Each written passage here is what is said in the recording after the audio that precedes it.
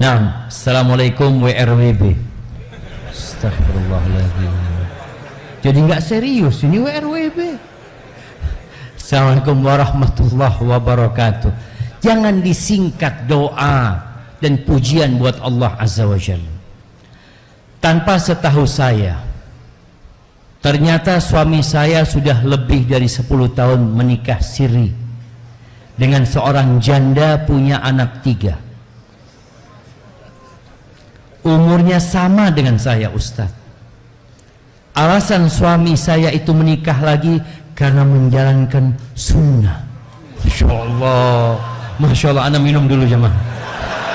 Bismillah.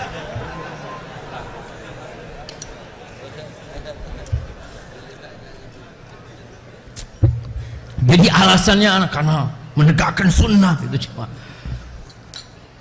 Begitu pandainya suami saya menyembunyikan, Ustaz. Karena selama ini tidak ada sedikit pun perubahan sikap dan tindakan suami saya, Ustaz. Rumah tangga kami selama ini baik saja, alhamdulillah. Kalau tidak ada orang yang menyampaikan, sampai kapanpun mungkin saya tidak akan tahu, Ustaz. Berarti yang salah yang menyampaikan. Iya jemaah. Berapa banyak rumah tangga baik-baik gara-gara ada orang yang menyampaikan, rusak rumah tangga. Dia katakan nggak ada masalah. Jadi perempuan ini merasa aman, nggak ada perubahan di diri suaminya. Cuma gara-gara ada yang menyampaikan. Dia katakan, dapat Ustadz bayangkan betapa kaget, sedih dan marahnya saya, Ustadz. Ya, Anda bisa bayangkan. Anda bisa bayangkan kan? Kaget, sedih, marah itu Anda, dan Anda merasakan kan? Nah, bermacam kata-kata kasar dan kotor saya lontarkan kepada suami saya, Ustaz. Tapi suami saya diam, tidak menjawab sedikit pun. Begitu juga dengan istri sirinya. Bermacam-macam cacian, makian, hinaan saya, tapi dia tidak menjawab sedikit pun. Dia cuma diam saja, Ustaz. Saya betul-betul tidak terima. Saya merasa sudah dibohongi selama ini, Ustaz. Tapi saya mau mempertahankan rumah tangga kami, Ustaz. Jadi saya buat surat cerai untuk istri sirinya itu. Dan saya paksa suami saya untuk menandatanganinya, Ustaz. Suami saya menurut saja, tanpa kata-kata dari mulut suami. Saya kirim surat itu ke istri sirinya, Ustaz. Jadi semenjak itu saya melarang suami saya berhubungan dan berkomunikasi dengan perempuan itu.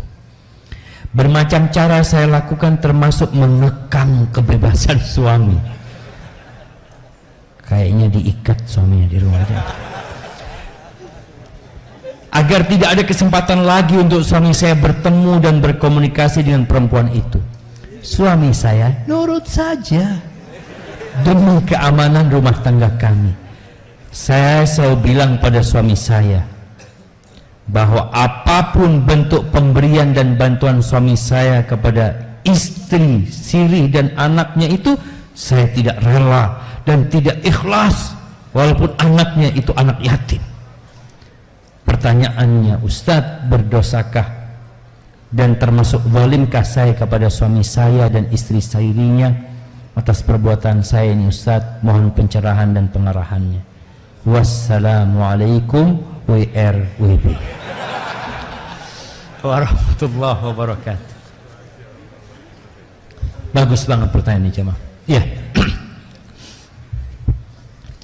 Ana perlu jelaskan bahwasanya yang dilakukan suami anti bukan kezaliman. Kenapa suami anti menyembunyikan pernikahannya? Karena dia cinta sama anti. Dia tidak ingin rumah tangga itu berantakan. Dia tidak ingin menyakiti hati anti. Perempuan ini jemaah ditinggal suaminya merantau 2 tahun, nggak apa-apa. Bahkan suaminya mengatakan, dia aku nggak bisa pulang nih, nambah 3 tahun. Mafi muskilah, nggak apa-apa mas, mau 5 tahun, yang penting fulusnya kirim. Iya, banyak perempuan seperti itu jamaah. Tapi kalau dengar suaminya kawin lagi, kiamat dia jamaah. Padahal rumah tangganya baik-baik, nggak ada apa-apa. Jadi masalahnya cuma masalah kecemburuan yang dibarengi dengan bisikan setan. Kita tahu jemaah, perbuatan di antara perbuatan yang paling disukai iblis adalah perceraian. Rumah tangga anti baik-baik 10 tahun, nggak berubah suami, menghormati anti, bahkan mungkin yang diberikan kepada istri sirihnya itu sesuatu yang sedikit sekali, karena terbukti tidak ada perubahan dalam kehidupan rumah tangga anti. Berarti aman-aman saja. Gara-gara tuh orang yang menyampaikan, rusak rumah tangga anti. Bagaimana anti kemudian tidak sabar? Sabar itu pada hempasan pertama, jemaah. Iya, kalau dikatakan sakit hati, marah, emosi, tapi tetap tidak boleh mengatakan kecuali yang diridhain Allah Subhanahu wa taala. Kenapa anti menuntut suami untuk menceraikan dia? Apa salah perempuan itu dan apa salah suami anti? Yang salah siapa jemaah? Yang nyampaikan. Oh, jemaah. Cuma ana ingin memberikan catatan ya. Kadangkala antum mengatakan ana nikah untuk menjalankan sunnah. Antum nikah karena nafsu, nggak apa-apa. Orang menikah karena nafsu itu boleh, tapi antum harus sesuai dengan sunnah, sesuai dengan syariat. Karena memang di antara tujuan menikah adalah menyalurkan syahwat, memperbanyak keturunan, memperbanyak umat Nabi SAW, memperbanyak aset. Itu di antara tujuan pernikahan. Maka ana rasa yang perlu anti lakukan adalah bertobat kepada Allah Azza wa Jalla. Ana lihat suami anti baik, madu, Masya Allah, betapa indahnya madu itu jemaah. Nggak dikatakan racun, dia nggak ngomong racun saya itu Zat, enggak, madu. Karena madu itu manis sebenarnya, cuma ada madu pahit. Nah, madu hutan mungkin, madu hitam yang pahit. Tapi intinya, anak kalau lihat rumah tangga anti baik-baik, nggak ada masalah. Maka anti mungkin perlu minta maaf, apalagi dikatakan suami minta maaf, suami diem aja, dicaci maki. Ingat malaikat mencatat semua cacian anti, semua kata-kata kotor anti dicatat dan kelak akan ada pada catatan anti. Ini yang kau katakan. Padahal yang dilakukan suami bukan sebuah dosa dan kezaliman.